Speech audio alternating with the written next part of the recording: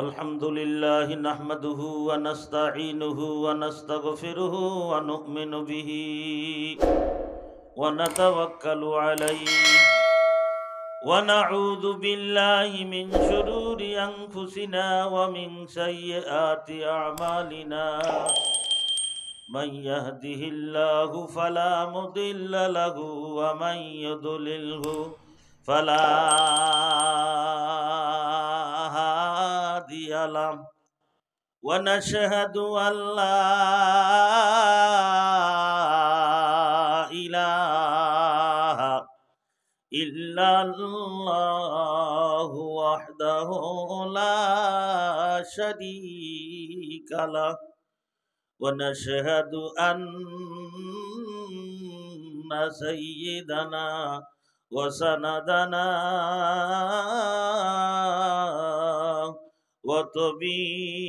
وطبيبنا وحبيبنا ومولانا محمد وآله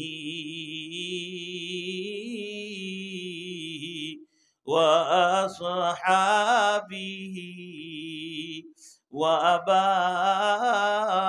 وأبارك وسلم الذي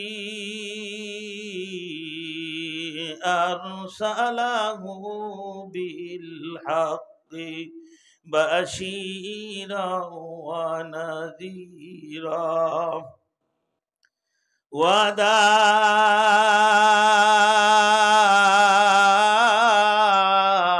وداعيا إلى الله بإذنه وسراجا منيرا إن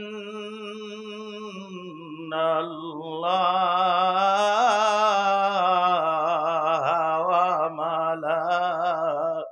وملائكته يصلون على النبي يا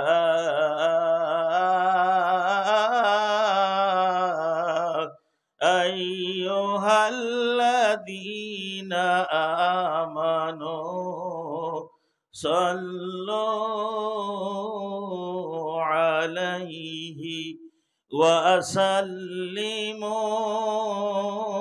وسلموا تسليما সকলে দুরূদ শরীফ পড়ি اللهم صل على محمد وعلى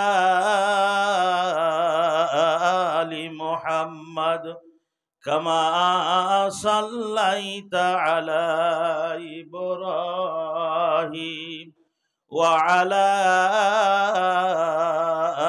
آل إبراهيم إنك حميد مجيد اللهم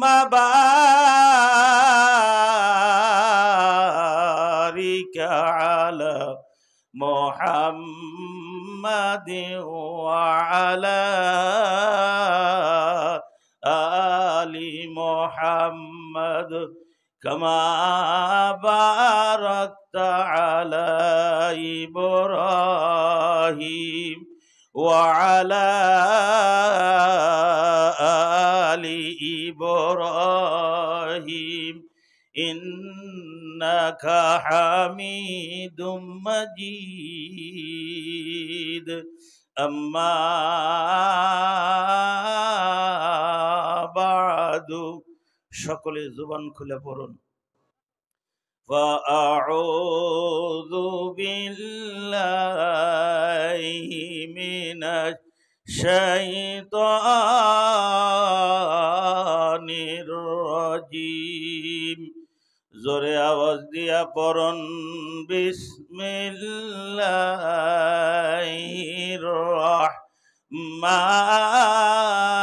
রাহমানির রহিম والعصر إن الإنسان لفي خسر إلا ইল্লাল্লাযীনা আমানু ওয়া আমিলুস সালিহাতি ওয়া তাওয়াসাউ বিল হাক্কি ওয়া তাওয়াসাউ বিস সাবর। সাদাকাল্লাহু মাওলানাল আযীম। ওয়া ক্বালা রাসূলুল্লাহি মুহাব্বাতান বলুন সাল্লাল্লাহু আলাইহি ওয়াসাল্লাম, খায়রুকুম মান তাআল্লামাল কুরআনা ওয়া আল্লামাহু। সুবহানা রাব্বিকা রাব্বিল ইজ্জাতি আম্মা ইয়াসিফুন ওয়া সালামুন আলাল মুরসালিন। সবাই বলুন আলহামদুলিল্লাহি রাব্বিল আলামিন। আলা সাদ্দাম এটি আছে তো জোরে লা ইলাহা ইল্লাল্লাহ, লা ইলাহা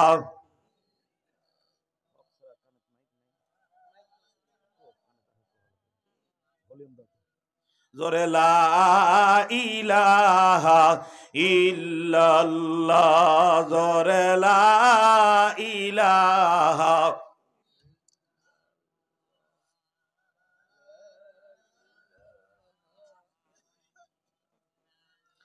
জোরে লা ইলাহা ইল্লাল্লাহ, জোরে লা ইলাহা।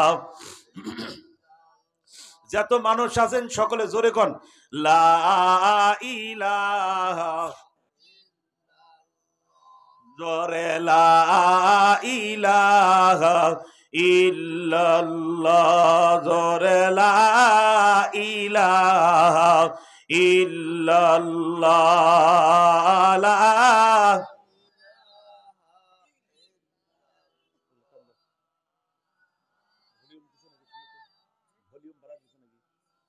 জোরে লা ইলাহা ইল্লাল্লাহ, জোরে লা ইলাহা। হাসবি রাব্বি জাল্লাল।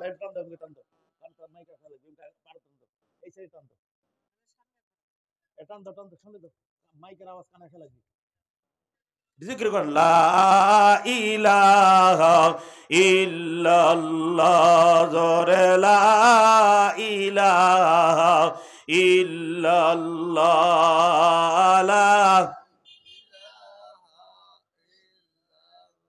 শাবা নেহাই মাইলা সব, জোরে শাবা নেহাই মাইলা সব। ও তওবা তেহাই গুনাহ মাফ। দিলের অন্ধকারে জিকিরে হাই পরিষ্কার, লা ইলাহা ইল্লাল্লাহ, জোরে লা ইলাহা ইল্লাল্লাহ, লা ইলাহা। জোরে লা ইলাহা ইল্লাল্লাহ, জোরে লা ইলাহা। লা ইলাহা ইল্লাল্লাহু মুহাম্মাদুর রাসূলুল্লাহ। সকলে বলুন সাল্লাল্লাহু আলাইহি ওয়াসাল্লাম। অধ্যকার মাহফিলের সম্মানিত সভাপতি সাহেব, উপস্থিত হযরতে উলামা একরাম, অত্র এলাকার চুলপাখা দাড়িপাখা মুরব্বী আমার বাবাজিরা, সমবয়স্ক যুবক ভাইরা, স্নেহে আদরের কচিকাঁচা পর্দা নিশিন সম্মানিত মা আমার বোনেরা, সর্বপ্রথম আমার সালাম নেবেন। আসসালামু আলাইকুম ওয়া রাহমাতুল্লাহ। শীত পড়ে নাই, মুখে কি গাবি ধরছে? একটু জোরে সালামের জবাব দেন। আসসালামু আলাইকুম ওয়া রাহমাতুল্লাহ। আল্লাহ পাকের লাখো কোটি শুকর যে মহান আল্লাহ তাবারক ওয়া তাআলা এই ফিতনা ফাসাদের যুগে লক্ষ কোটি মানুষের ভিতর থেকে ছাঁটাই বাছাই করে দুনিয়ার মায়াজাল বেড়াজাল থেকে ফারেক করে আজকের রাতের কয়েক ঘন্টা সময়ের জন্য এই জালিসুর রহমানে আশা বসার সুযোগ করে দিলেন। ওই আল্লাহর দেওয়া জবান বন্ধ না রেখে অন্তরের অন্তঃস্থল থেকে সকলে শুকরিয়া আদায় করি, সকলে বলি আলহামদুলিল্লাহ। লাখো কোটি দরুদ ও সালাম নাজিল হোক তাজদারে মদিনা সরকারে দো আলম নবী মুহাম্মদুর রাসূলুল্লাহ, সকলে বলুন সাল্লাল্লাহু আলাইহি ওয়াসাল্লাম। ভাইজান, দীর্ঘ টাইম আলোচনা, তারপরে আমার পরে বক্তা আছে, আপনার দীর্ঘ টাইম আলোচনা শুনবেন, প্রধান মেহমানের কথা শুনবেন, কয়েকজন ছালের পাগড়ি হবে আজকে, আপনাদের মেহনতের ফসল আজকে আপনাদের সামনে উপহার দেওয়া হবে। জোরে কোন ঠিক নেবে ঠিক। আমি ভূমিকায় সময় নষ্ট না করে আপনাদেরকে আজকে প্রশ্ন করতে চাই, যেই জায়গা আজকে বসেছেন এটা এই জায়গাটাই কিন্তু আমাদের সকলের আসল বাড়ির জায়গা। জোরে কোন ঠিক নেবে ঠিক, জোরে কোন ঠিক নেবে ঠিক। সেই বাড়িটা কোন সাইডে? উত্তর সাইডে। জোরে কোন কি? আপনাদের উত্তর সাইডে এই বাড়িটার জায়গা। এই জায়গায় আসা লাগবে, এই জায়গায় থাকা লাগবে। দুনিয়ার কোনো মানুষ হেরিকেন লাইট ছাড়া অন্ধকার রাত্রিতে বাইর হইতে পারে না। জোরে কোন ঠিক নেবে ঠিক। কিন্তু এমন একটা জায়গায় থাকা লাগবে যেই জায়গায় হেজাক নাই, লাইট নাই, বাতি নাই, তারপরে কোনো জিনিসের ব্যবস্থা নাই। সেই অন্ধকার জায়গায় একা একা থাকা লাগবে, কোনো সাথী আসবে না ওই জায়গায়। জোরে কোন ঠিক নেবে ঠিক। এই কাজটা, এই ইসলামের আলোটা তাম পৃথিবীর ভিত্তে যুগে যুগে নবী রসুলগণ কি করছেন? সুন্দর করে ইসলামের তালকিন দিছেন, তালিম দিছেন। তালিম দেওয়ার পরে তাম বিশ্বের ভিত্তে কালেমা এবং কোরআনের আওয়াজ ফোটায় দিয়ে তারা কবরে ঘুমায় গেছেন। জোরে কোন ঠিক নেবে ঠিক। তারা চলে গেছেন, তাবেঈন গেছেন, আইম্মায়ে মুজতাহিদিন গেছেন, একই কাজ করে গেছেন। তারপরে শেষ মুহূর্তে আল্লাহর ওলিরা দুনিয়ার বুকে আসলেন। আসেন নাই? জোরে কোন, এই জোরে কোন। আলেম ওলামা আসে নাই? আল্লাহর ওলিরা আসেন। এরাও কিয়ামত পর্যন্ত কি করবেন? এই দিনের কাজে লিপ্ত থাকবেন যতদিন পর্যন্ত না কিয়ামত না হয়। জোরে কোন ঠিক নেবে ঠিক। আমি এমন একজন ব্যক্তির কথা আজকে আপনাদের সামনে আলোচনা করব, যার কথা আপনারা বহুবার শুনেছেন, বহু আলেম ওলামার মুখে শুনেছেন। তারপরে আজকে নতুন কিছু কথা আপনাদের সামনে নিয়ে আসতে চাই। মনোযোগের সাথে যদি বসে শুনতে চান তাহলে আমি শোনাইতে পারবো। আওয়াজ কিন্তু আল্লাহ যা দিছেন কম দেয় নাই। যদি আমার মাওলা যদি তৌফিক দান করে কিছু কথা বলার, আমি আপনাদেরকে বইলা কয়া বোঝানোর জন্য চেষ্টা করবো। রাজি আছেন? জোরে কোন রাজি আছেন? একটু জোরে তাকবীর দেন তো। লিল্লাহে তাকবীর, লিল্লাহে তাকবীর। যুবক ভাইরা আমার, 9টা 4 বাজে, কত 1.5 ঘন্টা টাইম বসে থাকতে পারবেন না?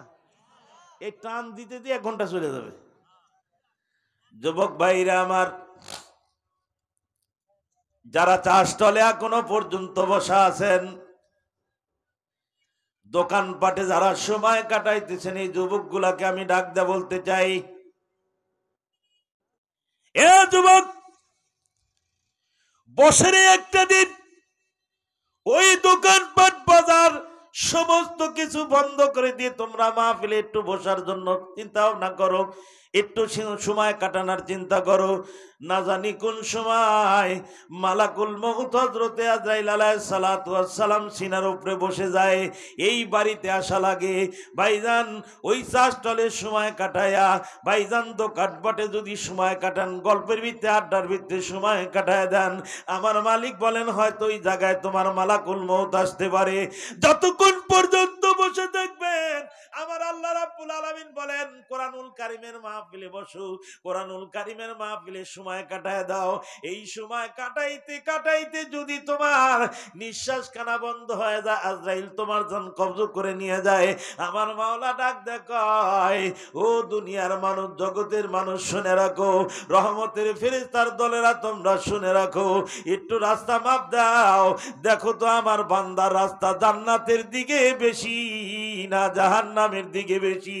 আমার মালিক ডাক দে বলেন, ফেরেশতারা ডাক দে কয় আল্লাহ মাপ দিয়ে দেখলাম জান্নাতের দিকে আপনার বান্দার রাস্তা বেশি। আমার মাওলা ডাক দে কয় দুনিয়ার জান্নাতের বাগানের ভিতরে মারা যাওয়ার কারণে আমি আল্লাহ আমার বান্দার সমস্ত জিন্দেগির গুনাহ মাফ করিয়া জাহান্নামের পথ থেকে ফিরাইয়া আমি আল্লাহ ডাইরেক্ট বান্দারে জান্নাত দিয়া দিলাম। জোরে কোন সুবহানাল্লাহ। ভাইরা আমার, একটু মেহেরবানি করিয়া কথাগুলা শোনার জন্য চিন্তা ভাবনা করবেন। এখন কোনো কালেকশন দেব না হুজুর, পরে কোন পরে কব, ওয়াজের মধ্যে ডিস্টার্ব করা যাবে না। যুবক ভাইরা আমার, একটু আমি আলোচনা করতে চাই, মনোযোগের সাথে কথাগুলা শুনতে চান। যুবক ভাইরা আমার, একটু মনোযোগের সাথে কথা শুনতে চান। আমি আপনাদেরকে নিয়ে আলোচনা করতে চাই।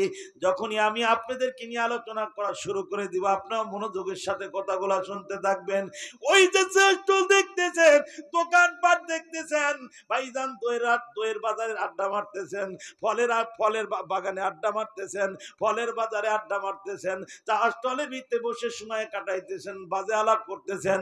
মাইকের আওয়াজ যত দূর পর্যন্ত যাচ্ছে, সমস্ত লোকজনকে আমি পায়ে হাত দিয়ে বলবো, খবরদার আর দূরে থাকা যাবে না।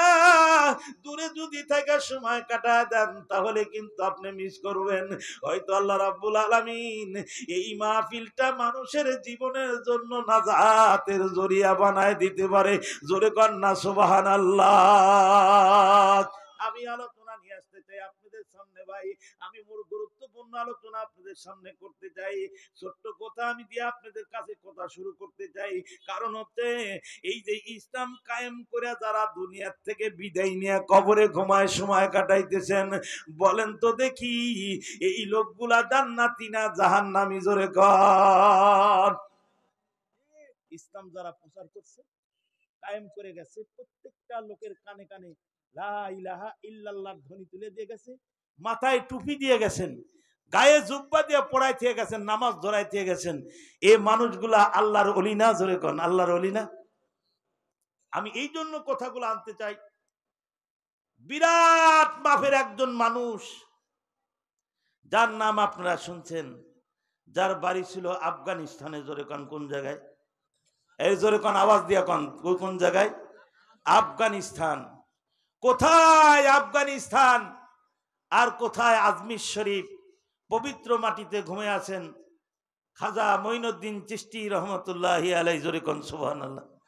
আরো জোরে কোন না সুবহানাল্লাহ। ইনি কি ছোট্ট মানুষ ছিলেন না বড় মাপের মানুষ ছিলেন? আমি একটু জিকিরের সাথে বলবো, আপনি একটু আগায় আসলে ভালো হয়। একটু জিকির করুন, লা ইলাহা। ভাই ফাঁকা জায়গা ভর্তি করেন। জোরে লা ইলাহা ইল্লাল্লাহ, লা ইলাহা। আসেন আসেন ভাই, একটু ফাঁকা জায়গা ভর্তি করেন। লা ইলাহা ইল্লাল্লাহ, লা ইলাহা ইল্লাল্লাহ,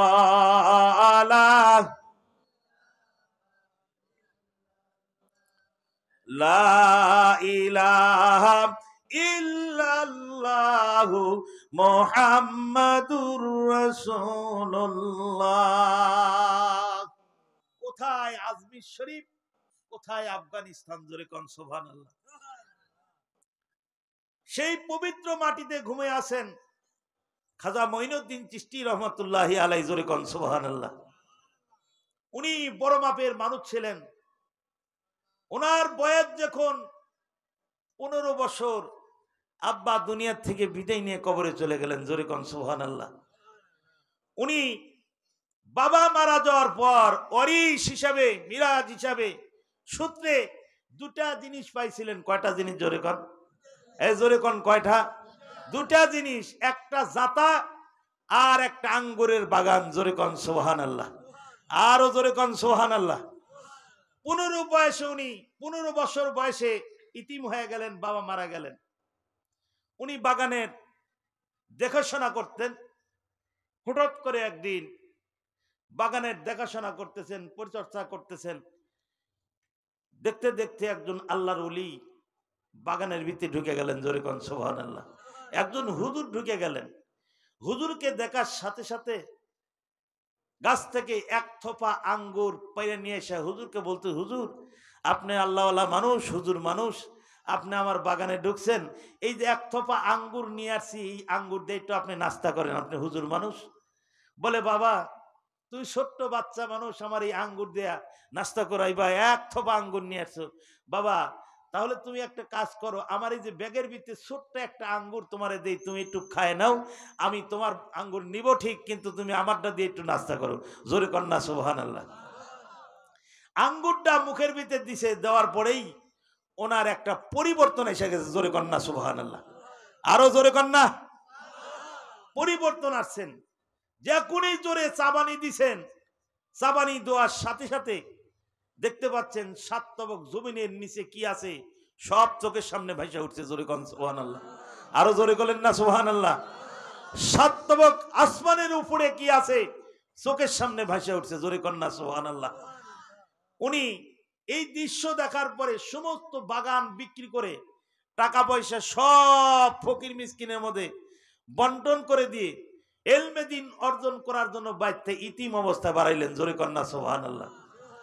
কথাটা শুনবেন যুবক ভাইরা আমার, বাড়ির থেকে বের হওয়ার পর 1 বছর 2 বছর 3 বছর চলে যায়, 4 বছর 5 বছর পূর্ণাঙ্গ ইলমে দ্বীন হাসিল করার পর ভাইজান উনি বাড়ির দিকে না এসে হিন্দুস্তানের দিকে রওনা দিয়েছেন। পথ চলতেছেন, পথ চলতে চলতে হঠাৎ করে দেখা গেল ভাইজান ভারতবর্ষের ভিতরে হিন্দুস্তানের ভিতরে বড় একটা মন্দির দেখা যায়। ওই মন্দিরের পাশ দিয়ে যাওয়ার সময় একজন সাগরাতকে ডাক দেয়, বলতে, সাগরাত রে তাড়াতাড়ি যাও, ওই যে আগুন জ্বালাইতেছে মন্দিরের ভিতরে, এক টুকরা আগুন আমার কাছে নিয়ে আসো। ভাইজান একজন মুরিদ যখন মন্দিরের ভিতরে ঢুকেছে, পূজারীরা পূজা করতেছে, ভিতরে ঢোকার সাথে সাথে একজন পূজারীকে ডাক দেয়, বলতে, ভাইজান আমরা মুসলমান মানুষ, এক টুকরা আগুন দান, আমাদের আগুনের দরকার। ওই এবার ওই পূজারীরা ডাক দেয়, বলতেছে, নাইরা মুসলমানকে আমরা কোনোদিন আগুন দিয়ে সাহায্য করব না, এখান থেকে চলে যাও। গলার ভিতরে ধাক্কা দিয়ে যখন বাহির করে দেয়, ভাইজান মুরিদটাকে বলতে, হুজুর আমাকে আগুন দিল না, বকাবকি করেছে, ঘাড়ের ভিতরে ধাক্কা দিয়ে আমার এখান থেকে বাহির করে দিয়েছে।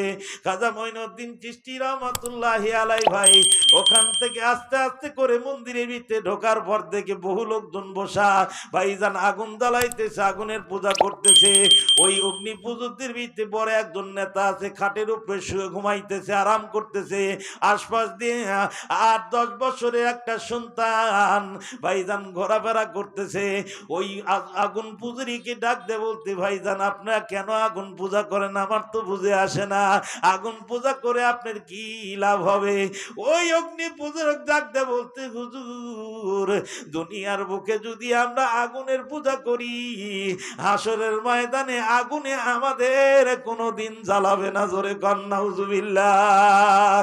সমস্ত পূজারীদেরকে ডাক দে, বলতে, তাহলে তোমরা আসো, তোমরা 60-70 বছর হায়াতে জিন্দেগির ভিতরে তোমরা আগুনের পূজা করেছো, আগুনের পূজা করার পর দেখি তো আগুন তোমাদেরকে খাতির করে কিনা, তোমরা একটু আগুনের ভিতরে হাত দিয়ে দেখো।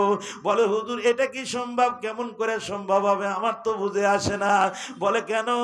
তোমরা তো 60-70 বছরে হায়াতে জিন্দেগি আগুনের পূজা করতেছো, আগুন তো তোমাদের খাতির করতে পারে। বলে, না, কোনোদিন সম্ভব নয়। বলে, যেই আগুনের পূজা করার পর আগুন তোমাদের খাতির করবে না, ওই আগুনের পূজা করা কিন্তু ঠিক নয়। এবার ওই যে 8-10 বছরের সন্তান ঘোরাফেরা করতেছিল, খাজা মঈনুদ্দিন চিশতি রহমাতুল্লাহি আলাইহি কি করলেন, সন্তানটাকে কোলের ভিতরে বুকের সঙ্গে জড়ায় ধরিয়া অগ্নিকুণ্ডের ভিতরে বলজান আগুনের ভিতরে ঝাঁপ দিয়ে যখন পড়েছে, আর 10 মিনিট পর আগুনের ভিতর থেকে যখন সহি সালামতে উঠে আসছে, উঠে আসার পর ওই অগ্নি পূজক ডাক দে, বলতে, হুজুর আপনি কি আমার সন্তান নিয়ে এখনো বেঁচে আছেন? বলে, কেন থাকবো না, আগুন কি আপনার খাতির করেছে? বলে, তোমার সন্তানকে কেন? তুমি যদি নবীজির মধুর কালমা পড়ে মুসলমান হয়ে যাও, তোমার আগুন তোমার শরীরের ভিতরে জ্বালাইবে না। ডাক দে, বলতে, হুজুর সত্যি বলতেছেন, জীবনে বহু লোকজন দেখেছি, কিন্তু এত বড় সুন্দর মানুষ, এত বড় অনেক এত বড় বুজুর্গ মানুষ, এত বড় পরেজগার মানুষ জিন্দেগিতে আমার চোখের নজরে কোনোদিন পড়ে নাই। হুজুর সত্যিকারই আমরা যে পূজা করি, আমাদের ধর্মটা আসলেই ভুয়া ধর্ম। এই ধর্ম গ্রহণ করা যাবে না, এই ধর্ম পালন করা যাবে না। আজকে বুঝে আসছে যে এই জ্বলন্ত আগুনের ভিত্তি সন্তান নিয়ে 8-10 মিনিট পর যা কোনোটি আর আগুন গায়ে জ্বললো না, এই ধর্মটাই সত্য। হুজুর আর দেরি নাই, একটু মধুর কালমা খানা পড়ায়া দেন লা ইলাহা ইল্লাল্লাহু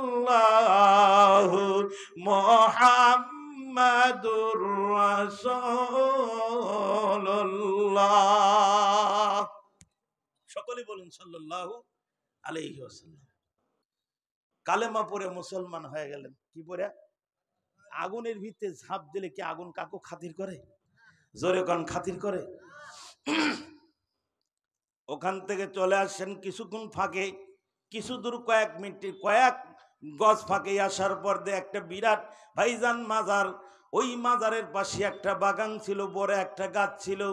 ওই গাছের তলায় যায় 40 জন মুরিদদের কিনে খাজা মঈনুদ্দিন চিশতি রহমতুল্লাহি আলাই যখন বসে বললেন, রাজার বাড়ির সমস্ত লোকজন আসে বলে, হুজুর কেন এই জায়গায় বসতেছেন, আমাদের বুঝে আসে না। বলে, আমরা 40 জন মানুষ আসছি, এই জায়গায় একটু অবস্থান করতে চাই, এই জায়গায় থাকতে চাই, একটা রাত থাকতে চাই, কাটাইতে চাই। বলে, হুজুর এই জায়গায় রাজার সমস্ত উটগুলা বসে, এখান থেকে সারা রাত বসে, সকালবেলা আবার মাঠের ভিতরে চলে যায়, এই জায়গা আপনি জায়গা দেওয়া যাবে না। খাজা মঈনুদ্দিন চিশতি রহমাতুল্লাহ আলাই ডাক দে বলে, বাবা ওই যে বহু গাছ দেখা যায়, অনেক গাছ দেখা যায়, অনেক জায়গা আছে, অনেক জমি আছে, তোমাদের রাজার উটগুলো অন্য জায়গায় নিয়ে যায়, তোমরা বসার জন্য ব্যবস্থা করো। বলে, হুজুর মুসলমানকে এই জায়গায় বসতে দেওয়া যাবে না, এখান থেকে আপনি চলে যান, আমরা এই জায়গায় জায়গা দিতে পারবো না। খাজা মঈনুদ্দিন চিশতি রহমাতুল্লাহি আলাইহি ভাইজান রাজার বাড়ির সমস্ত লোকজনকে, রাখালদেরকে ডাক দে বলে, এ রাখালের দলেরা শুনে রাখো, আমি বলে গেলাম রাজার বাড়ির উট বসছে ঠিক, আগামীকাল সকালবেলা উঠবে কিনা তাও জানি না, জোরে কোন মারহাবা। ও যুবকের দলেরা একটু মনোযোগের সাথে শুনবেন। ভাইজান খাজা মঈনুদ্দিন চিশতি রহমাতুল্লাহ আলাইহি পূর্ণাঙ্গ ইলম হাসিল করার জন্য হিন্দুস্তানে আসেন। আসার পরে ভাই গদি দখল করার জন্য আসে নাই, ভাইজান রাষ্ট্র কায়েম করার জন্য আসে নাই। কি কায়েম করার জন্য আসে? কি প্রচার করার জন্য আসছে? জোরে গান। ইসলাম প্রচার করার জন্য আসছে। ভাইজান দেখেন কত বড় মাপের মানুষ।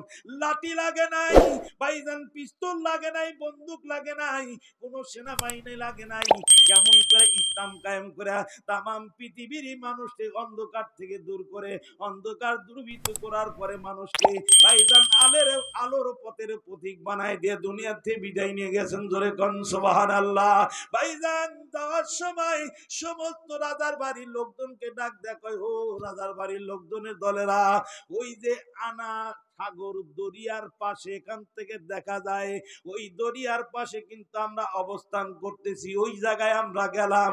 ভাইজান 40 জন মুরিদদেরকে নিয়ে খাজা মঈনুদ্দিন চিশতি রহমাতুল্লাহি আলাইহি তার কিতাবের ভিতরে লাগেন, উনি 40 জন মুরিদ নিয়ে যখন আনা দরিয়া সাগরের পারে যায় যখন অবস্থান করতেছে, সারা রাত যখন কাটা গেল, সকালবেলা রাখালের দলেরা যায় জিজ্ঞাসা করছে, উটের দলেরা, ওটো চলো, তোমরা মাঠের ভিতরে চলো, তোমাদের মাঠে যাওয়া লাগবে। এত বলা বলতেছে ভাইজান, ওই যে উট শুইছে আর উট কিন্তু দাঁড়ায় না। জোরে কোন সুবহানাল্লাহ। এ যুবক বান্দারাই কি কোথায় বললো রে ভাই, বলার সাথে সাথে উটগুলো বসে আছে, আর দাঁড়াইতে পারে না। কথাটা তাড়াতাড়ি রাজার দরবারে যায় যখন পৌঁছায় দিল, রাজা ডাক দে বলতে, শোনো তোমরা যাও, তাড়াতাড়ি যাও, তার কাছে মাপ চাও, ক্ষমা চাও, যেই সাপে কামড়াইছে ওই সাপ দিয়েই তোমাদের 20 তোলা লাগবে। যায়া বলো আমরা ভুল করেছি, আমাদের মাফ করে দেন। ভাইজান রাখালের দলেরা আনা নামক দরিয়া সাগরের কাছে যায় দেখে মঈনুদ্দিন চিশতি রহমাতুল্লাহ আলাইহি মুরিদদেরকে নিয়ে আলোচনা করতেছেন। এমত অবস্থায় একজন রাখাল যায় বলতে, হুজুর আমরা ভুল করেছি, আপনি আমাদেরকে মাফ করে দেন, উটগুলো আর উঠতেছে না। খাজা মঈনুদ্দিন বলে, বাবা তাড়াতাড়ি যাও, যায়া বলো খাজা মঈনুদ্দিন মঈনুদ্দিন বলে দিছে তোমরা উঠে দাঁড়াও, জোরে কন সুবহানাল্লাহ। কে বলে দিছে জোরে কন? খাজা মঈনুদ্দিন বলছে তোমরা দাঁড়ায় যাও, আমি বলে দিলাম তোমরা তাড়াতাড়ি চলে যাও। যুবক ভাইরা আমার, খাজা মঈনুদ্দিন চিশতি রহমাতুল্লাহ আলাইহি কথাটা বলে দিলেন। বলে দেওয়ার সাথে সাথে ভাই রাখালের দলের রাজা কোন এসে বলছে খাজা মঈনুদ্দিন বলে দিয়েছেন তাড়াতাড়ি তোমরা দাঁড়ায় যাও। বলতে যেত দেরি, ভাইজান দাঁড়াইতে তত দেরি হয় নাই, উটগুলো দাঁড়ায় যখন চলা শুরু করে দিয়েছে ভাইজান, এই কথাটা আস্তে আস্তে রাজার কানে যখন পৌঁছে গেল, পিতৃরাজের কাছে পৌঁছে যাওয়ার সাথে সাথে চিন্তা করতে সর্বনাশ, এই লোকটা এমন লোক, এই লোকটা তো আমার এলাকায় থাকলে আমার রাষ্ট্র দখল করতে পারে, আমার রাষ্ট্রের উপরে আক্রমণ চালাইতে পারে, আমার রাষ্ট্র সিনাই নিতে পারে, এই লোকটাকে তো এই এলাকার ভিতরে রাখা যাবে না, এই লোকটাকে তাড়ায় দেওয়া লাগবে। এ যুবক চিন্তা ভাবনা করতেছে, আনা নামক দরিয়ার কিনারায় বসবাস করতেছে। হঠাৎ করে একজন মুরিদ ওই দরিয়াতে গোসল করার জন্য যায়, সাগরে গোসল করার জন্য যায়। ভাইজান কেবলমাত্র সাগরের ভিতরে নেমেছে, একজন অগ্নিপূজনী ভাইজান একজন খ্রিস্টান ডাক দেয়, বলে যাও, আমরা কোনোদিন মুসলমানকে এই নদীতে গোসল করার জন্য দেই না, তোমরা এখান থেকে চলে যাও, খবরদার পানির ভিতরে নামতে পারবা না, দরিয়ার ভিতরে নামতে পারবা না। ভাইজান গোসল করার থেকে তাকে বিরত করে যখন খাজা মঈনুদ্দিন চিশতি রহমাতুল্লাহ আলাইহির দরবারে আসলেন, হুজুরকে ডাক দেওয়ালে, হুজুর দরিয়ায় গোসল করার জন্য গেছিলাম, ওই খ্রিস্টানরা হিন্দুর দলেরা আমাদেরকে গোসল করতে দেয় নাই। খাজা মঈনুদ্দিন চিশতি রহমাতুল্লাহ আলাইহি ডাক দেয়, বাবা যাও, ওই দরিয়ার ভিতর থেকে এক লোটা পানি একটু উঠাই নিয়ে আমার কাছে আসো, আমি একটু দেখতে চাই। ভাইজান এক লোটা পানি নিয়ে আসার পর খাজা মঈনুদ্দিন চিশতি রহমাতুল্লাহ আলাইহি যখন যায়, বলে বাবা ওই জায়গায় রাখো, ওই লোটার পানির ভিতরে কি কয়া ফু দিল রে ভাই, দুনিয়া যতগুলা সাগর নালা নদী নালা ছিল ভাইজান কুয়ার পানি পর্যন্ত শুকে গেল। মারিফুন মুস্তিহিন নামক কিতাবের ভিতরে দেখতে পারলাম, এ যুবকের দলেরা এমনকি মায়ের স্তনের দুধ পর্যন্ত শুকে গিয়েছিল, জোরে কন সুবহানাল্লাহ। সমস্ত লোকজনে দলেরা ডাক দেয় বলতে সর্বনাশ, এমন একজন ফকির আমাদের এলাকার ভিতরে এত সমস্ত শ্রোতারা ডাক দেয়, রাজা পিতৃরাজ এমন একজন ফকির আছে, এই ফকির যতক্ষণ পর্যন্ত তুমি তাড়িয়ে না দিবা, আজকে নদী নালা শুকে গেছে, মায়ের স্তনের দুধ পর্যন্ত শুকে গেছে, কূপের ভিতরে কোনো পানি টানি নেই, আমরা কি খেয়ে বাঁচবো, এই লোকটাকে তো আর রাখা যাবে না। রাজা বড় চিন্তার ভিতরে পড়ে, সর্বনাশ, এই লোকটা যদি থাকে তাহলে তো আমার ভালো হবে না।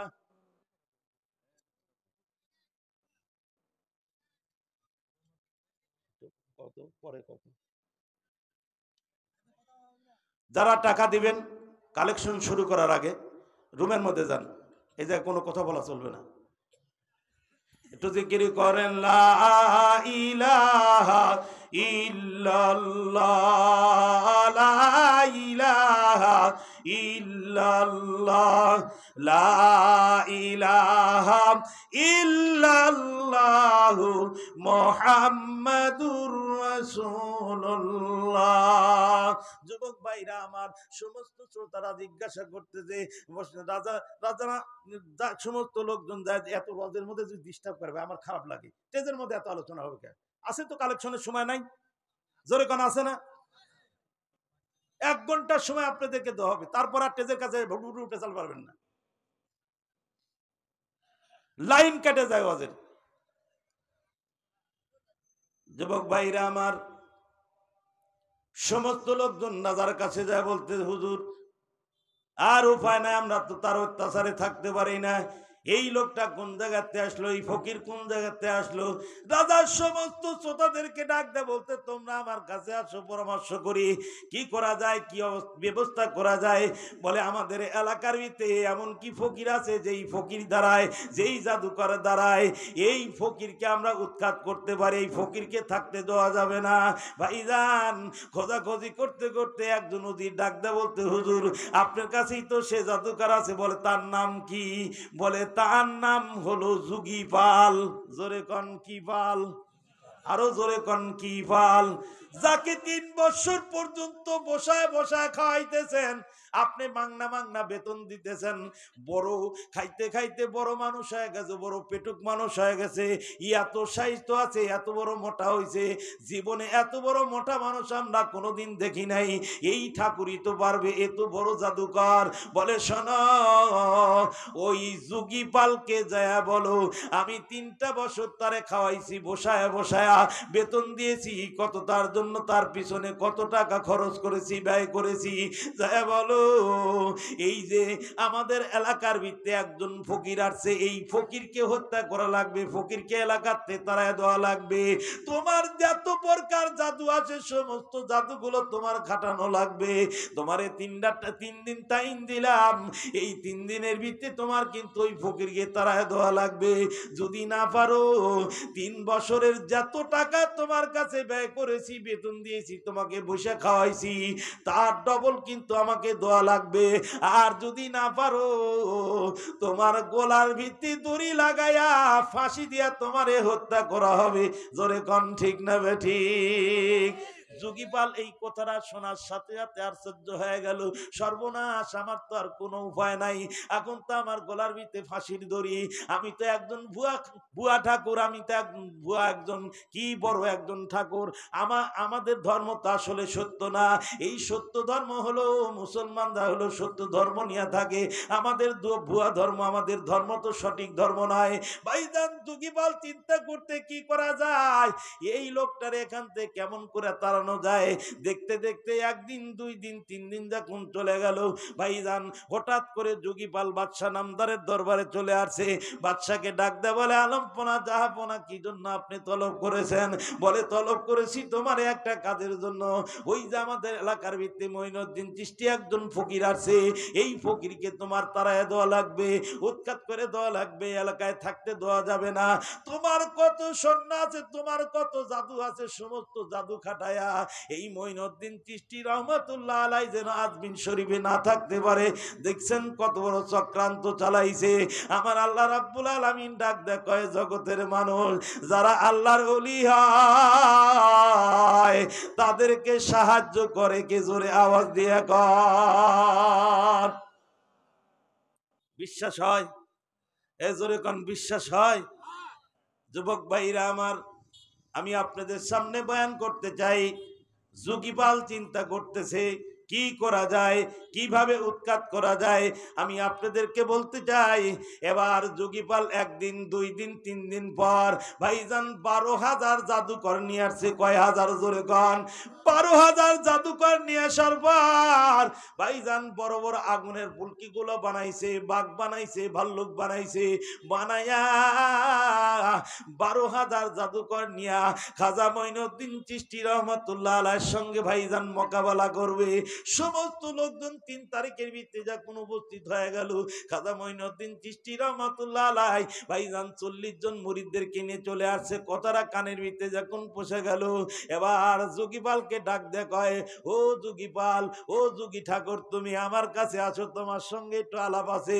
তুমি কি 12,000 জাদুকর নিয়ে আমার সঙ্গে মোকাবেলা করতে চাও? বলে হ্যাঁ, মোকাবেলা করতে চাই।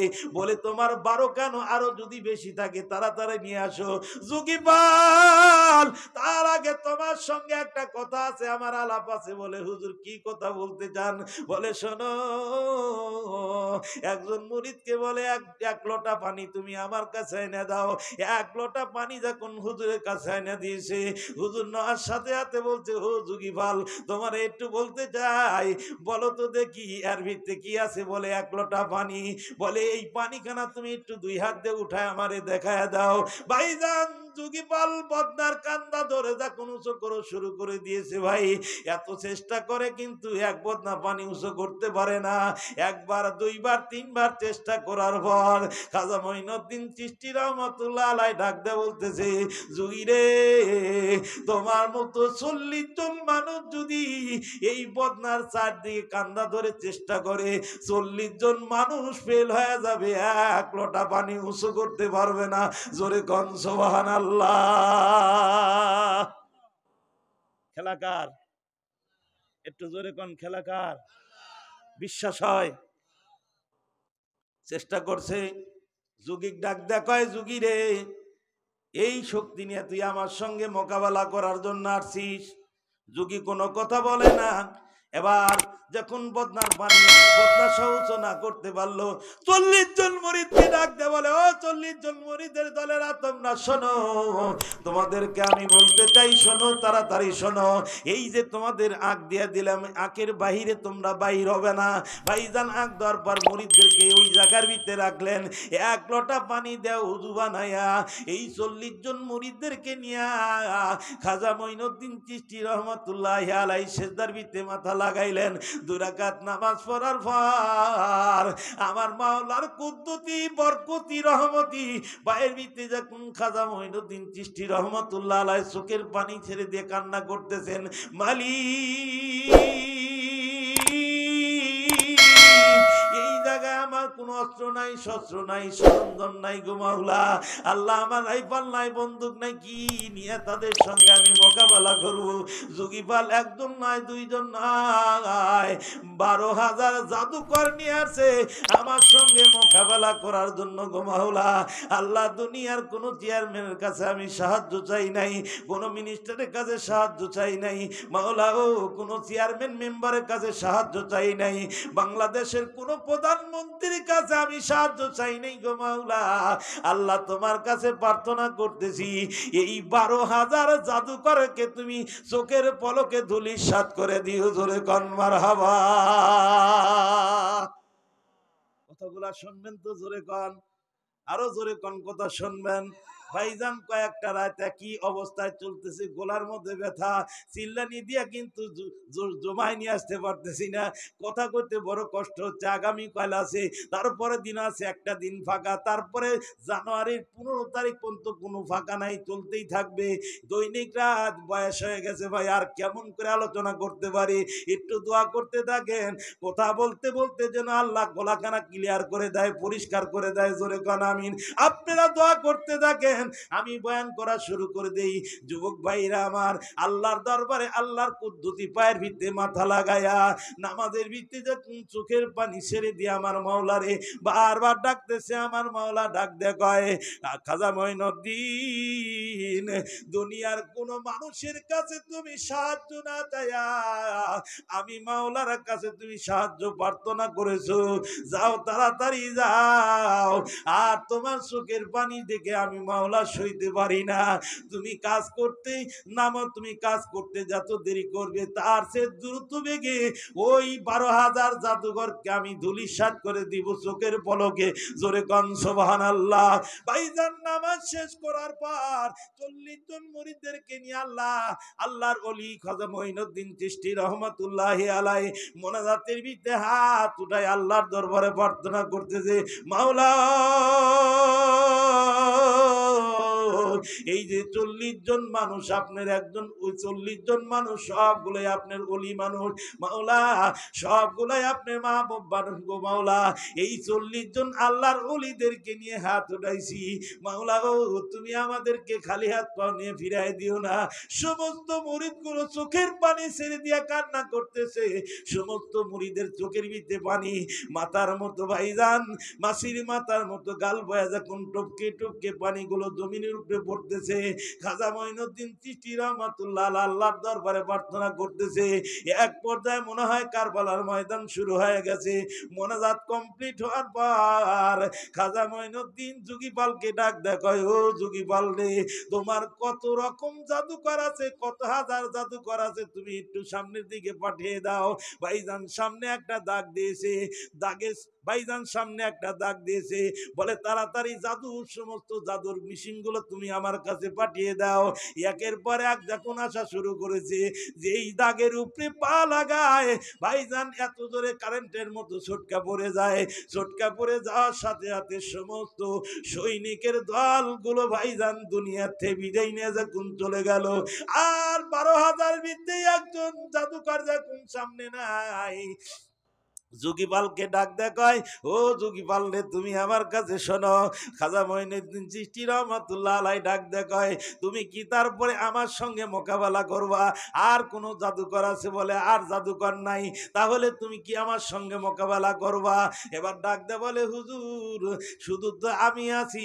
এই মনে মনে চিন্তা ভাবনা করতেছে, আমি তো স্থল যুদ্ধে কি করতে পারলাম না, জয়যুক্ত করতে পারলাম না, জয়যুক্ত হইতে পারলাম না।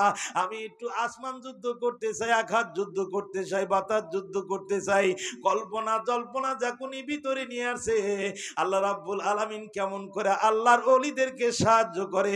এ যুবক যতগুলা মানুষ এই জায়গার ভিতরে বসে আছেন, সমস্ত লোকজনকে ডাক দিয়ে বলতে চাই, খবরদার, যতগুলা মাহফিল আমি এই বছর করেছি, সমস্ত মাহফিলে আমি কথাটা বলেছি, বাবা জাতির শ্রেষ্ঠ সন্তান কিন্তু দুনিয়ার বুকে আলেম ওলামা।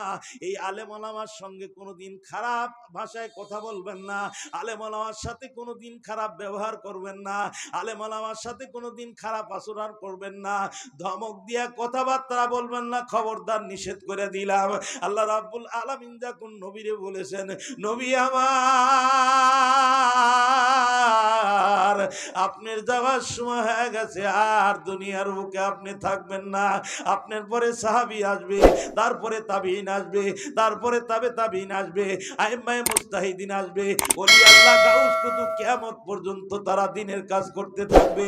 নবী আমার, আমি আল্লাহ বলে দিলাম, আপনি তো আপনার জবান দ্বারা বলেন ক্বালা রাসূলুল্লাহি, সকলে বলুন সাল্লাল্লাহু আলাইহি ওয়াসাল্লাম।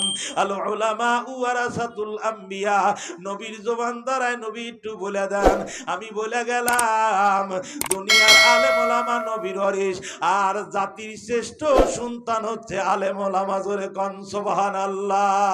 এ যুবক ভাইরা রে আমার, আজকে যত আলেম এই মাদ্রাসার ভিতরে আছে, সমস্ত নায়েবে রাসূল, এদের চেহারার দিকে যদি কোনো মানুষ সুদৃষ্টিতে তাকায়, নবী দেখার সব তার আমলনামায় লিখে দেওয়া হয়। আজকে একটা বাস্তব কথা বলে যায়, যার দুনিয়ার বুকে কেউ নাই, তার আছে কে? জোরে কর। আজ থেকে নিয়ে 10 বছর আগের কথা আপনাদের সামনে আমি বয়ান করতে যাই ভাইজান। এখান থেকে আমি টাঙ্গাইলের সখীপুর হাফিজিয়া মাদ্রাসায় মাহফিল করার জন্য গেলাম। আমি প্রধান বক্তা ছিলাম। হঠাৎ করে দেখা গেল রাত 11টার সময় যখন আমারে উঠায় দেওয়া হলো, ভাইজান 20 জন সন্তানের এই পাগড়ি মাথার ভিতরে পেঁচায় দেওয়া হচ্ছে। পাগড়ি পেঁচায় দেওয়ার পর একটা সন্তানের মাথার ভিতরে পাগড়ি পেঁচায় দেওয়ার সাথে সাথে সন্তানটা দাঁড়ায় দাঁড়ায় ফিকরা ফিকরা ফোপা ফোপা কাঁদতেছে। জিজ্ঞাসা করলাম, বেটা আজকে তো তোমার আনন্দের দিন, তুমি কেন কান্না করতে? তোমার তো আনন্দের দিন, খুশির দিন, তোমার মুখের ভিতরে হাসি থাকা দরকার, হাসি না থেকে তোমার চোখের ভিতরে পানি, বুক ভরা ব্যথা। কারণটা কি? বলে, হুজুর আজ ছোট্টবেলার থেকে ইতিমখানায় মানুষ হয়ে গেলাম হুজুর। যখন আমার বয়স 6 বছর, ওই সময় আমার বাবা মা দুইজনই দুনিয়ার থেকে বিদায় নিয়ে চলে গেছে হুজুর। আমার বাবা মা বলতে কেউ নাই, আমি ইতিমখানায় মানুষ হয়েছি হুজুর। আজকে নজর করে দেখেন, সমস্ত হাফেজ সাহেবের আব্বাগুলো আজকে মাদ্রাসা আসছে পাগড়ি দেওয়ার জন্য, নতুন জামা কাপড় কিনে দিয়েছে, নতুন যুগ পাতাদের গায়ের ভিতরে আছে, নতুন পাগড়ি আছে, নতুন পায়জামা আছে, নতুন পাঞ্জাবি আছে হুজুর। হুজুর তাদের চেহারার দিকে তাকায় তাকায় দেখেন, দামি দামি পোশাক পরে আজকে তারা আনন্দ ফুর্তি করতেছে। বাবা আসছে পাশে পর্দার ভিতরে, আম্মারাও আসছে, আজকে আমার সন্তানের মাথার ভিতরে পাগড়ি পেঁচায় দেওয়া হবে।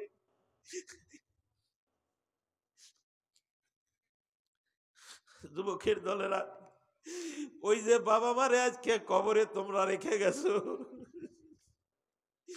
একটা বছর যায়, অনেক মানুষই আছেন বছরের ভিতরে একটা বার ওই দুঃখিনী পিতা মাতার কবরে পর্যন্ত আপনারা দাঁড়ান না। জোরে কোন ঠিক নেবে ঠিক? ইতিম সন্তানগুলো সকাল সন্ধ্যায় রাত ৩টার সময় উঠে উঠে বসে বসে কোরআনুল কারিমের তেলাওয়াত করে। এই কোরআনুল কারিমের তেলাওয়াতের আওয়াজ যতক্ষণ পর্যন্ত কবরে যাইতে থাকে, আমার মাওলা ডাক দে বলেন ততক্ষণ পর্যন্ত আল্লাহ রাব্বুল আলামিন কবর আযাব বন্ধ করে রাখেন। এ যুবক জাতির সন্তানেরা, ডাল ভাত খেয়ে তারা মানুষ হয়, হাফেজ হয়, মাওলানা হয়, মাদ্রাসায় আঙ্গিনা লেখাপড়া করে। দেখবেন অনেকদিন পর একদিন গভীর রজনীতে আপনি মাদ্রাসায় আসবেন, আসার পরে রাত ৩টার সময় দেখবেন মাঘ মাসে কোন শীতের রাত্রিতে মানুষ ঠান্ডার ভয়ে ওযু বানায় না, মানুষ ঠান্ডার ভয়ে কিন্তু নামাজ পড়ে না, মানুষ ঠান্ডার ভয়ে কিন্তু পানীয় পান করে না শীতের দিনে। এই কোন শীতের রাত্রিতে ছোট্ট ছোট্ট বাচ্চা রাত ৩টার সময় ঠান্ডা পানি দিয়ে ওযু বানায়া গুনগুন গুনগুন আওয়াজ দিয়া কোরআনুল কারিমের তেলাওয়াত করতে থাকে। আহারে সোনার মানিকের দলেরা, এত কষ্ট করার পর পূর্ণ অঙ্গ এলেম হাসিল করে মাদ্রাসায় ডাল পানি খায়া। যুবক ভাইরা রে আমার, আমি আলোচনা করতেছিলাম, বাবারে তোর চোখের ভিতরে পানি কেন? বলে হুজুর তাকায় তাকায় দেখেন সকলের গায়ের ভিতরে সুন্দর নতুন জামা কাপড়, হুজুর গায়ের ভিতরে নতুন জুব্বা, হুজুর সুন্দর টুপি মাথায় দিয়ে তারা আনন্দ ফুর্তি করতেছে। সকলের বাবা মা আসছে আজকে স্বাগত তোমার অভিনন্দন জানানোর জন্য। কারো বাবা হাতের ভিতরে আঙ্গুর নিয়ে আসছে, কারো বাবা আঙ্গুর ফল নিয়ে আসছে, কারো বাবা বেদানা নিয়ে আসছে, কারো বাবা জিলাপির টপনা নিয়ে আসছে, কত রকমের সোদা নিয়ে আসছে। হুজুর আমি একজন ইতিম মানুষ, দুনিয়ার বুকে আমার বাবা মা কেউ নাই হুজুর।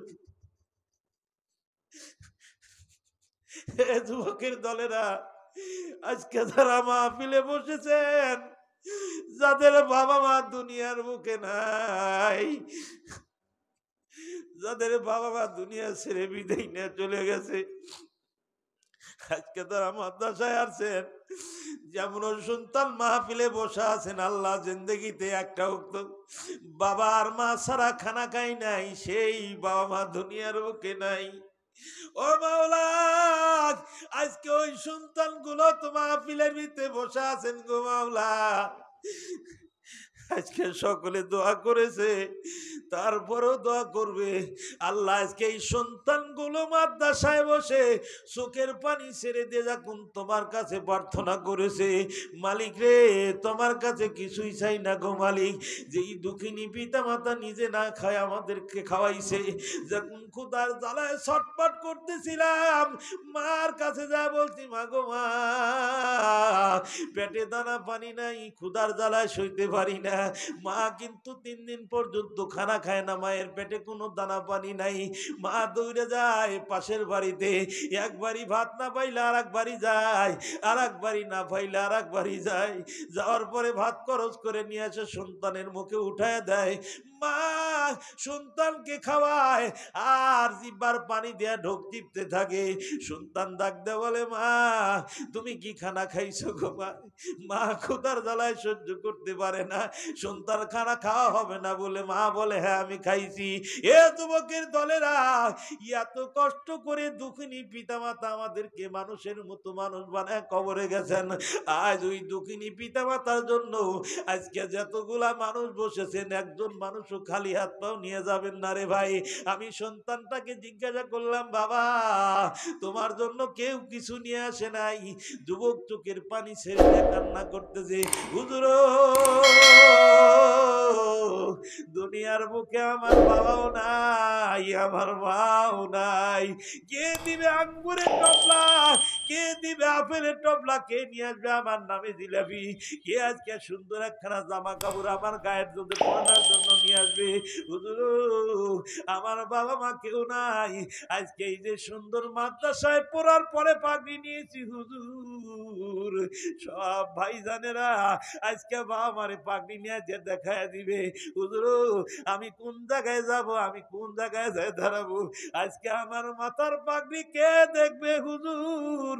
আপনি বলে দেন, আমার পাগড়ি দেখার মতো মানুষ আর দুনিয়াতে নাই। জোরে কন্যা সুবহানাল্লাহ। বাস্তবে একটা কথা বলতে চাই ভাইজান, ডিসেম্বরের 23 তারিখে গোদাগাড়িতে মাহফিল করার জন্য গেলাম। প্রধানমুক্ত ছিলাম। এই গদাগাড়িতে যাওয়ার পর যখন কালেকশন শুরু হয়ে গেছে, ছোট্ট একটা বাচ্চা 500 খান টাকা হাতের ভিতরে নিয়ে আসার পর আমাকে ডাকতে বলতে, হুজুর আমি টাকা দেওয়ার জন্য আসছি। বলে বাবা, সকলের টেজের নিচে টাকা দেয়, তুমি কেন উপরে আসছো, কারণটা কি? ছোট্ট বাচ্চার চেহারার দিকে তাকায় তাকায় দেখি চোখ দিয়ে পানির ফোঁটাগুলো টপ টপ করে জমিনের উপরে পড়তেছে। যুবক রে, তুমি কেন কান্না করো? যুবক একটু বলে দাও। বলে হুজুর আমি কান্না করি, গতকাল দিনের বেলায় আব্বার সঙ্গে আমি রাজশাহী গিয়েছিলাম জামা কাপড় কেনার জন্য। আগামীকাল আমাদের সভা হবে। হুজুর আমার আব্বা একজন ভ্যান চালক মানুষ ছিল। হুজুর ভ্যান চালাইয়া চালাইয়া আমার জন্য নতুন প্যান্ট শার্ট কিনে দিছে। আগামীকাল সবাই আমি পরবো। হুজুর এই রাত পোহানের আগ দিয়ে আমার আব্বা বিদায় নিয়ে কবরে ঘুমায় গেছে। হুজুর আমার আব্বা ভ্যান চালক মানুষ ছিল। সারাদিন ভ্যান চালায়া 500 টাকা উপার্জন করে দিয়ে গেছে, আর কোনো টাকা আমার বাড়িতে নাই। জানি না আমার আব্বার অবস্থা কবরে কি হচ্ছে। হুজুর আমি আপনার কাছে আপত্তি জানার জন্য আছি। আমার জনম দুঃখিনী বাবা দুনিয়া ছেড়ে বিদায় নিয়ে কবরে ঘুমায় গেছে। এই 500 খান টাকা দিয়ে গেছে হুজুর। এই 500 খান টাকা নিয়ে আপনার কাছে দোয়া নেওয়ার জন্য আসছি।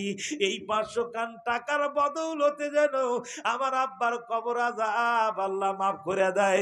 ছোট্ট বাচ্চার চোখের পানি সহ্য করতে পারি না, এমনি করে বুকের সঙ্গে জড়ায় ধরে নিয়ে অনেক টাইম পর্যন্ত কান্না করলাম।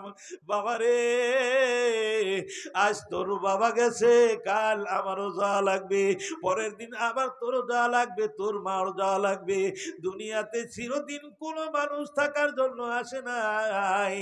এই দুনিয়াতে জিন্দা থাকা অবস্থায় যদি কবরের সম্বল গোছায়া কবরে যাওয়া যায়, ওই মানুষটাই দুনিয়ার বুকে কিন্তু বড় বুদ্ধিমান। ধরে কন ঠিক না বেঠিক?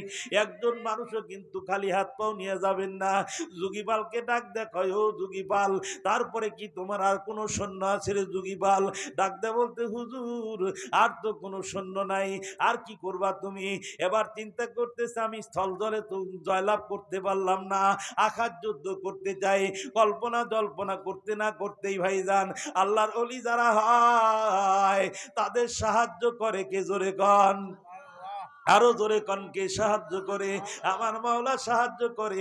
ওই যুগীপাল মনে মনে কল্পনা জল্পনা করতেছে। আপনারা আগের মানুষ যারা আছেন তাদেরকে আমি একটু ইশারা ইঙ্গিত দিতে চাই।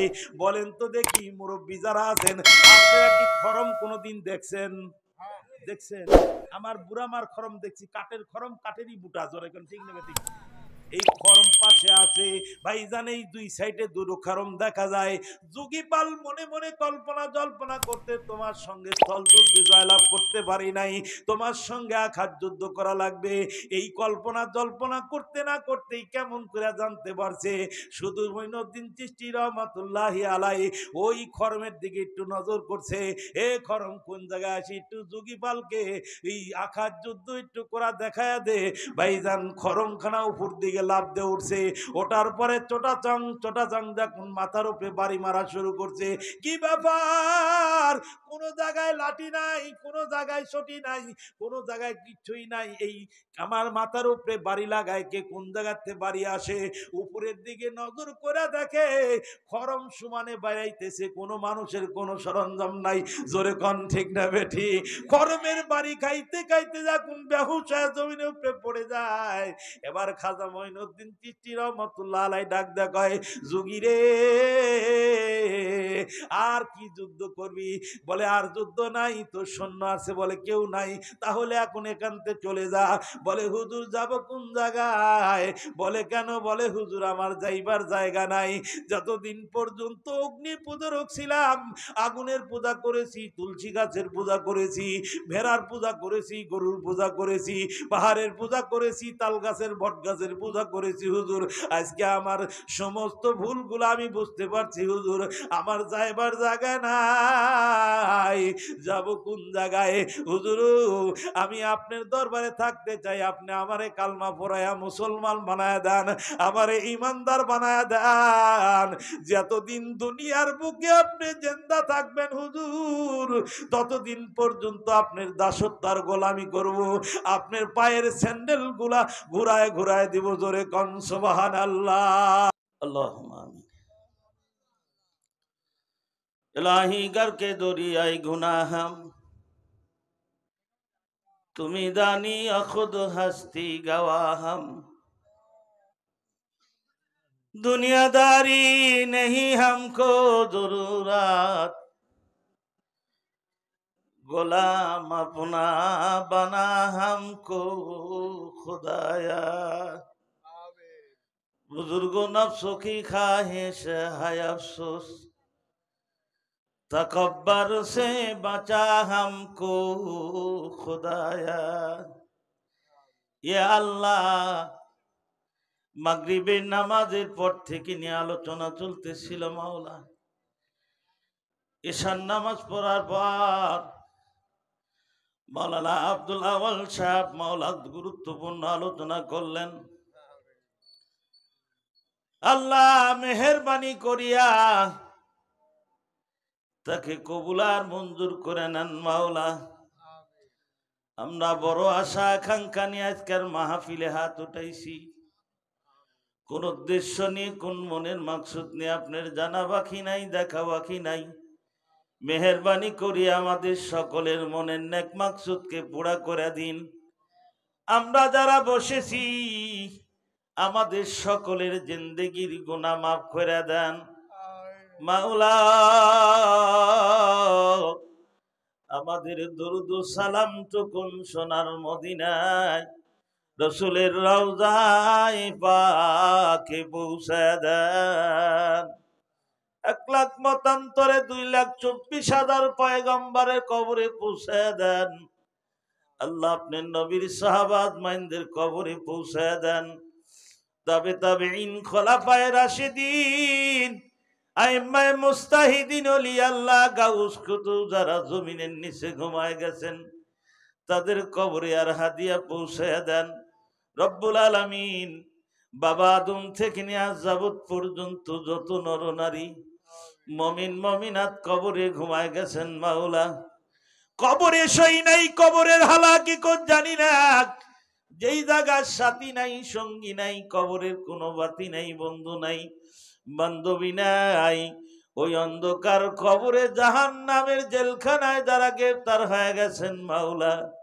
আজকের দিনের ওসিলায় করে তাদের কবর আযাব গুলো না আপনি ঠান্ডা বানায় দেন মাওলা ইয়া আল্লাহ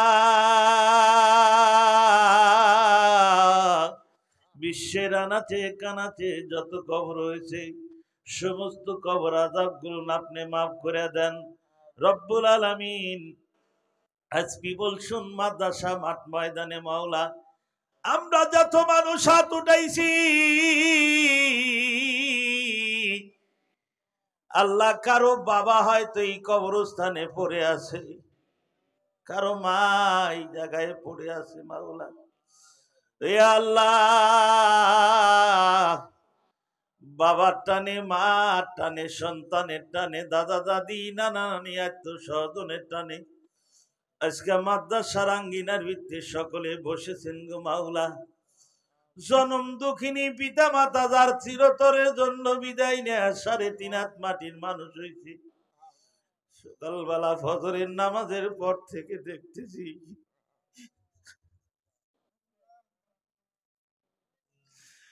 কত জামাই গোস্ত কিনলো মাছ কিনলো দই কিনলো আল্লাহ কত রকম বাজার করে শ্বশুর বাড়িতে গেল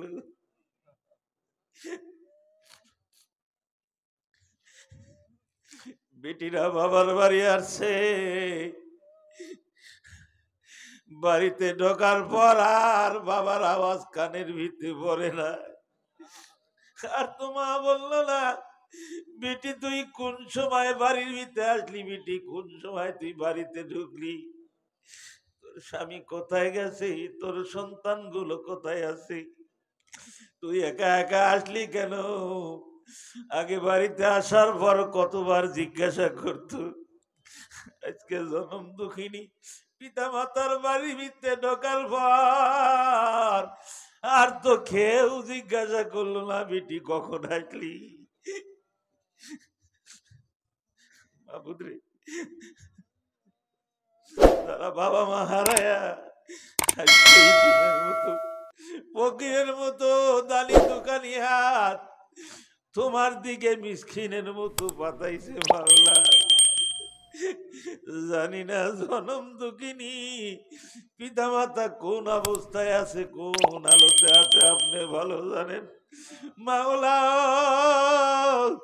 আজকে সকলের চোখের ভিতরে পানির ফোঁটা গো মাওলা।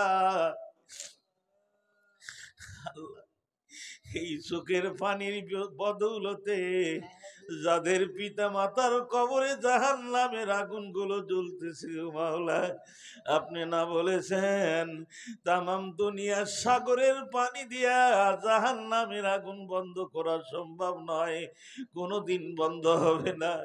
দুনিয়ার বান্দা বান্দি যদি এক ফোঁটা চোখের পানি জাহান্নামের ভিতরে ছেড়ে দিতে পারে, এত দাম এত ভার চোখের পানির।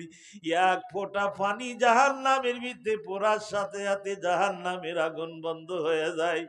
এ মাওলা, কত বান্দা চোখের পানি ছেড়ে দিয়া আজকে জনম দুঃখিনী পিতা মাতার নামে কান্না করতেছে গো মাওলা। আল্লাহ আপনি কি দেখেন না? আল্লাহ আপনি কি রহমতের দরিয়ায় জোশ মারতেছে না মাওলা? রব্বুল আলামিন জনম দুঃখিনী পিতা মাতার কবর আযাব মাফ করে দেন। আজকে বহু লোকজন নিয়ে বসেছি আল্লাহ, কেউ 10,000 টাকা, 20,000 টাকা, আল্লাহ 50,000 টাকা, 100 বস্তা সিমেন্ট, 200 বস্তা সিমেন্টের নিয়ত করে যারা বসেছেন, আর জনম দুঃখিনী পিতা মাতা দুনিয়া আসবে না,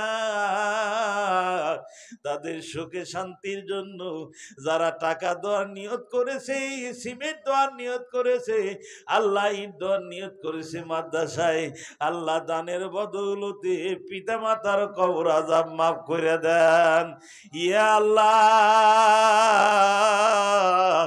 যারা এই প্রতিষ্ঠান বানায়া দুনিয়া ছেড়ে বিদায় নিয়ে কবরে ঘুমায় আছে,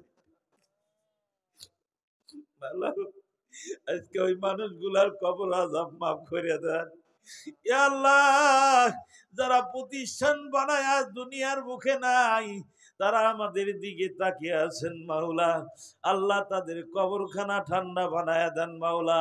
কিয়ামত পর্যন্ত মাদ্রাসাকে কবুলার মঞ্জুর করে নেন।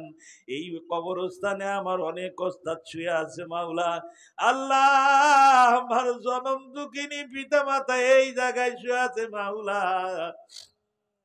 আমার দাদা দাদি, নানা নানি, আত্মীয় স্বজন, পাড়া প্রতিবেশী, বন্ধু বান্ধব, আল্লাহ গত কয়েকদিন আগে আমার মন ভাই জোয়ান মানুষ বিদেশ নিয়ে চলে গেল, আল্লাহ আমার চাচারে দাফন করে দিলাম মাওলা।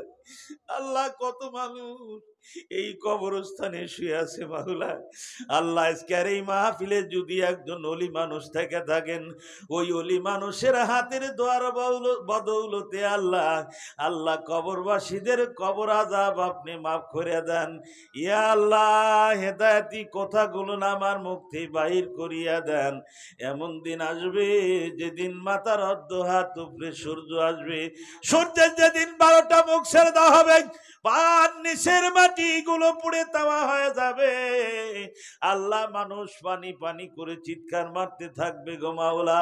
যেদিন আপনার আরশের ছায়া ছাড়া কোনো ছায়া থাকবে না, ওই দিন যদি জিন্দেগির কোনো আমলি আপনার দরবারে কবুল না হয়, আজকের মাহফিল খানা আমাদের নাজাতের জরিয়া বানায়া দিয়েন। মৃত্যুর সময় জবান থেকে বাহির করে দিয়েন মধুর কালমালা